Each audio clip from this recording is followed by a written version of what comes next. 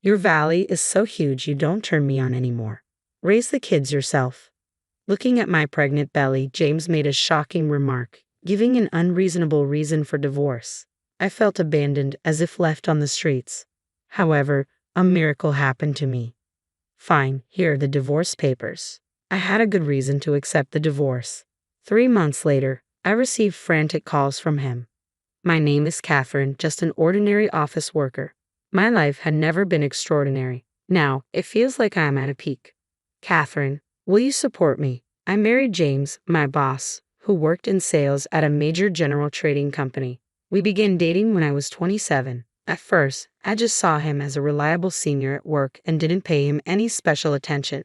But after attending a drinking party with him, I quickly realized he was dependable. He was considerate and respected by others, passionate about his work, and I was amazed by his sales techniques. Although I could be considerate, I was very bad at expressing my opinions. It took me several years to be able to speak my mind. James passionately coached me, and I naturally became attracted to his enthusiasm. Perhaps he noticed my feelings because he started to approach me more frequently. Right after he was promoted to section chief, we began our relationship. A year into our relationship, he proposed to me.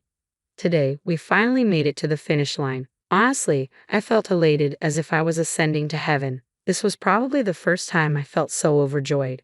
Having had no romantic experiences, let alone serious relationships with men, I thought falling in love with James was pure destiny. That is, until things took a turn for the worse. A year after marrying James, I was carrying a new life inside me. I left the hospital excited, wondering how James would react. But when I told him about the pregnancy, his response was devastatingly unexpected. "You're pregnant." He showed utter inconvenience, perfectly mirroring his words.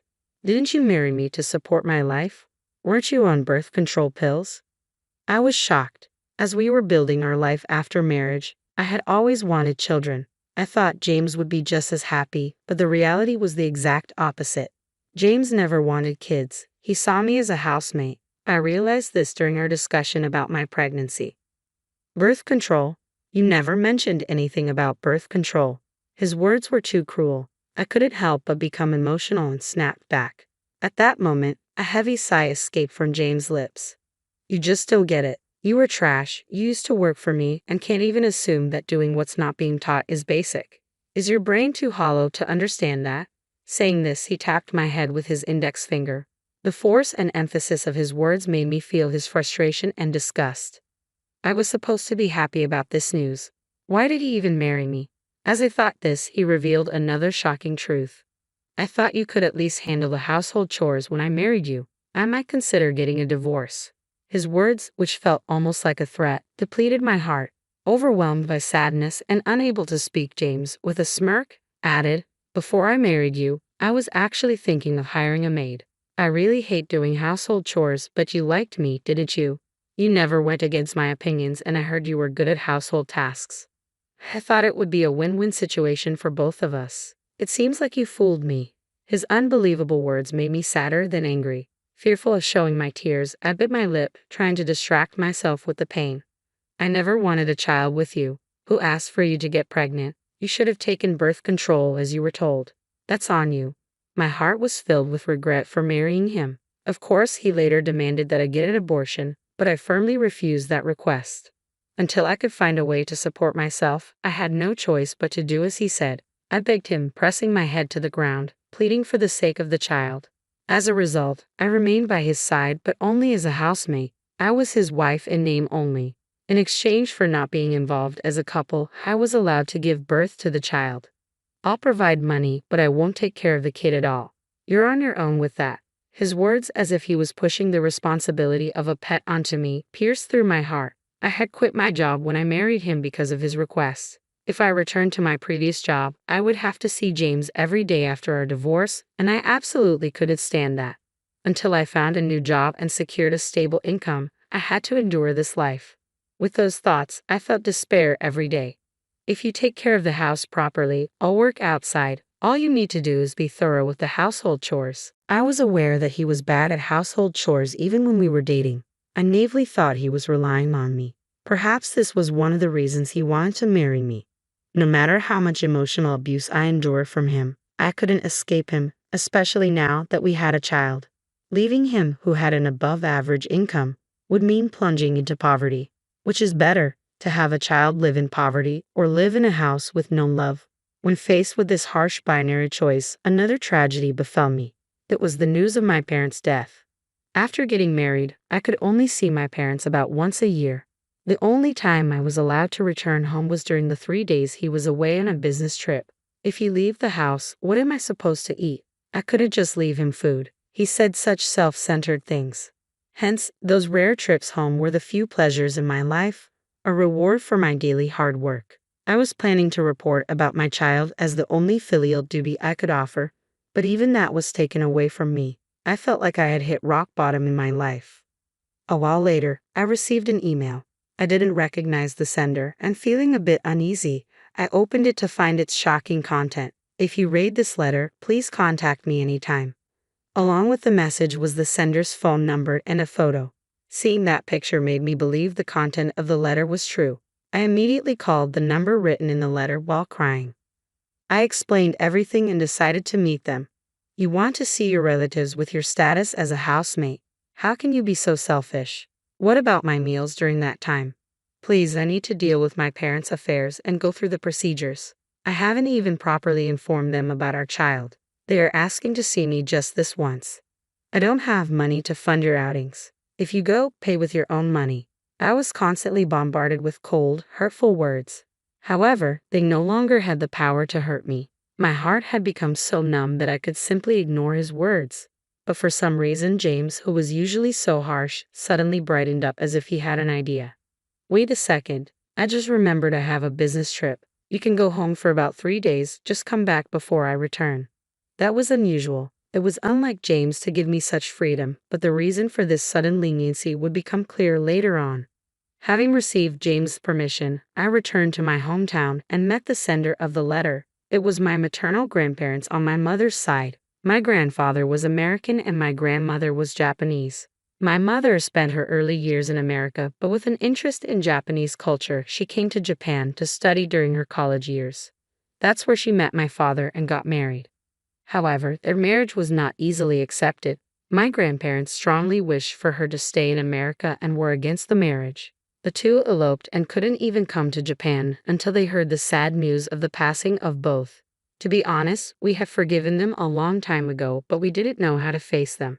I really regret being such a stubborn fool. If I had known this would happen, I would have welcomed their marriage. Upon hearing of their death from an acquaintance, the two were filled with sorrow and seemed to regret their actions. They blamed themselves for their passing. While I was lost in these thoughts, it seemed that the same acquaintance told them about me, their grandchild. They were worried about how I was doing and had also heard that I was pregnant. It might be hard for you to accept us considering what we did to your parents, but please understand we are always on your side. If you ever need anything, don't hesitate to ask. I promise to protect you no matter what. If things get tough, don't ever think you're alone, okay? You can always depend on us. Without hesitation, tears welled up in my eyes as my grandmother, Eleanor, softly held my hand. Her warmth was comforting. After struggling for so long to protect the child in my belly, their warmth revived the numb feeling in my heart. Seeing me sob like this, my grandparents were both surprised and gentle, inquiring with concern about what had happened. When they learned of my current situation, they were furious and entrusted me with something. You don't have to endure such a life anymore. We will help you. Please let us. All you need to think about is yourself and the baby. Don't worry about finances. Take care of yourself. Encouraged by their supportive words, I decided to get a divorce. I had to exact revenge on my husband. However, before I could act, it was James who made the first move. As soon as I returned to our house, an enraged James confronted me with a letter from my grandparents. What is this letter? You went through my desk without permission. It's my house. I can do whatever I want.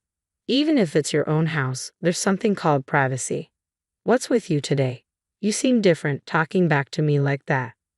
I truly believed his ability to detect even the slightest change in me was remarkable. However, even if he read the letter, it wasn't a big deal. The letter only mentioned the existence of my grandparents and there wasn't any particular issue with it. Yet James used that letter as a reason to suggest divorce. I bet you lied about meeting this old geezer and old lady in the letter. You went back to your hometown to date some guy, didn't you? What? Don't think you can fool me with such an obvious lie. I know you've been using the internet or some trick to have fun behind my back. You're a cheater. Wait a minute, how did you come to that conclusion? You know best that I don't have time for such things, don't you? I couldn't comprehend his absurd insinuations. My stomach hurt and I had a headache. It was just too much. You've never done anything like that before. Do you think you can deceive me with such an obvious lie? Don't underestimate me. He wasn't listening at all. I felt a sense of discomfort towards James, who was trying to trap me with such an excessively forced excuse. I'm disappointed in you. Not that I had much expectation to begin with. So what? Normally, at this point, one would present evidence of their innocence, proving that what James was saying was absurd. However, as I was contemplating divorce, I thought differently. I deliberately let James continue, wanting him to utter the next words. Let's get a divorce. Our marriage was basically out of mutual interest anyway. You've grown fat and unattractive. Raise the kid yourself. I don't want anything to do with you anymore.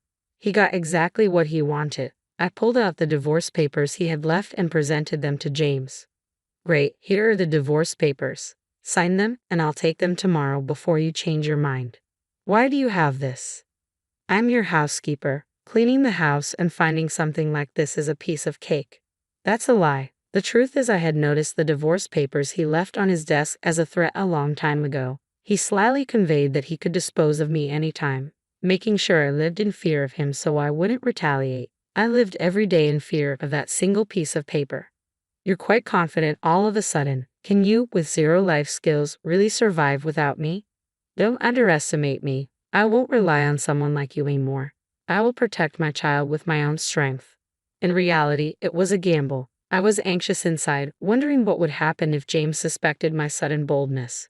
However, I had a hunch about why James proposed the divorce at this time. Therefore, I knew that he would not retract his divorce proposal and that this situation was also favorable for him. Oh, really? Then raise that kid on your own. Since we're divorcing on mutual terms, I won't have any involvement with you or the child. That kid isn't mine, and you don't ever come in contact with me. Promise? Fine, this is goodbye. Thus, when I was about 9 months pregnant, our marriage ended. I divorced James. With some savings from when I was single, I could quickly pack my belongings and leave this house. As planned, I headed to my grandparents' place and settled some matters there. Later, I gave birth to a healthy baby boy. I named him with hopes for his strong and resilient growth. My son grew up so fast, and my grandparents and I enjoyed watching him grow, living fulfilling days. 3 months later, I received a call from an unknown number. As I picked up the call, my expression turned sour. What the hell is going on? Explain. His shaking voice was so high-pitched I almost wanted to retort. Initially, I thought it was a woman calling me. I instinctively pulled the receiver away from my ear. The discomfort grew just hearing that voice, a chill going inside my head. I wanted to end the call immediately, yet as I continued to listen, he rattled on. You established a company. I never heard of this. Where in our marriage did you stash away that kind of money? That money is mine. Return it right now, you deceitful woman. Obviously, the voice belonged to James, who had somehow learned about my new company. Do you think someone's using your money? He started berating me, hurling accusations at me like a debt collector. I let out a sigh of disbelief at James' accusations, but I replied with utter calm. On what basis are you calling this a scam? There's no evidence that I stole your money. Shut up, you conniving. You probably took extra living expenses from me and secretly saved it. Even if that were true, there's no way I could have saved enough to start a company. The living expenses you gave me barely covered a month's worth. Don't be ridiculous. Then how did you get so much money? There's no job that would have given you such an income when you were unemployed and living with me.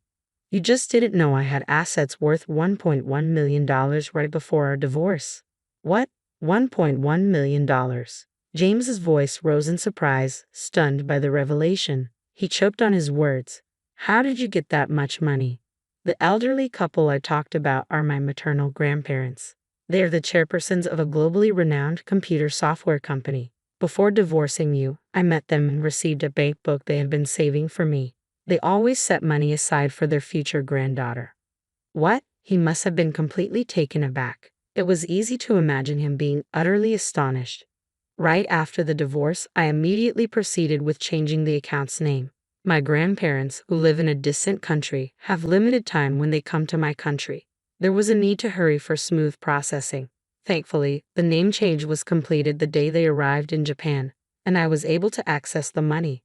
My mom told me that my grandparents passed away when I was little. I didn't know that they had been estranged. When they found out about my situation, they decided to support me. They promised to take care of me. Upon learning the truth behind our divorce, James was furious. He started spouting words that made him seem hypocritical, given that he was the one who had rashly decided on the divorce. If I had known that, I wouldn't have divorced you. You have some nerve. You never tried to understand my situation. That's because you're terrible at explaining things. Is that why you're constantly fighting with your new wife, trying to shift the blame as always? How? How do you know that? Probably not expecting that I knew about his personal matters, James seemed lost for words. His frantic reaction was rather amusing. I wouldn't notice. It's obvious. We worked together. I didn't need to dig for information. The secret came to me. But don't worry, I'm genuinely relieved that you are marrying the boss's daughter. There's no chance of us getting back together, and I don't have to deal with you anymore. You don't have to be so harsh. We used to love each other. We can still reconcile, can't we? What? What are you talking about? I responded coldly, not even trying to comprehend what he meant. He seemed taken aback by the lack of warmth in my words. James remained silent, struggling to find the right words. Who said I want to get back together with you? I felt relieved after our divorce. I have a child now, and my grandparents have been so kind. I finally found my happiness. Let your wife deal with your nonsense. I don't want anything to do with you. Having regained my emotions, I recalled the painful days with James, and the anger I had suppressed exploded towards him. Hearing my words, James flinched, probably realizing that I had lost all affection for him. However, he started offering different terms. Well, can you give me some money then? She's incredibly high maintenance, and I barely have any spending money left. She's demanding, selfish, can't do housework properly, and she goes out almost every night. You have $1 million, right? Can you spare me some? Don't be ridiculous. I don't have a single penny left for you. Stop saying such things for your convenience. James, choked by my statement, let out a surprised exclamation. What? I used all the money to establish my company and buy a new house. I don't have $1.1 million left. I'm sorry for nothing. I had expected James to find out about my situation somehow, and considering his greedy nature, it was predictable that he'd come asking for money. That's why I thought of converting my money into fixed assets. So, I quickly bought a new house, used most of the funds to establish a nursing facility with a nursery, and spent the rest on the house. Thanks to this move, the facility is quite popular. It's loved by mothers in the same situation as me. It's fully equipped and designed to ensure single mothers can live independently. I got advice for the company's website and systems for my grandparents and did a lot of research myself using social media. I thoroughly researched what single parents want in a workplace, what kind of jobs are in demand, and established my own company to fulfill all these needs. I can't believe you're running such a successful business, James stammered. I was always so irritated by your condescending attitude. Now I can tell you, you thought you could do anything and saw me as trash, but you were so wrong. I hope you regret leaving me for the rest of your life. Your regret won't change anything. Wait, Catherine. Please give us another chance. I'll do anything you want. Kneel, clean your house, anything. You must be joking. I would never get back with you even if it killed me. Live happily with your current wife and please never tell my son you're his father. After that, it seemed like he was shouting something, but I unceremoniously ended the call. I blocked his contact and changed my number. When I told my grandparents about the contact from James, they arranged everything from security cameras at my home, ensuring he couldn't approach me. If you want, we can even get you a bodyguard, they offered, showing an overly protective stance which made me smile with appreciation and a bit of embarrassment. Since then, James has been struggling in his married life with the CEO's daughter. It's said that he's being dominated and drained of his own salary. Every time I hear stories about him from my former colleagues, it feels like whiskey tastes better. Colleagues who heard the story from me began to disdain him, and it became evident to others as well. Eventually, James earned a reputation at work as the unfaithful man. As a result, his standing in the company plummeted. It's said he's continuing his job under much stress and constraint. He is the husband of the CEO's daughter after all. He's probably living the hellish life, unable to resign even if he wants to. Colleagues would joke, and I'd join in the laughter in agreement. Thus, I finally regained a peaceful life. My son, showered with love from his great-grandparents, is growing up healthily. It's almost 10 years since he was born, and I've taught him everything about James without hiding any details. I won't become a man like that. Don't worry, I'll always protect you, Mom, he'd say, making me swoon with his prince-like words every day.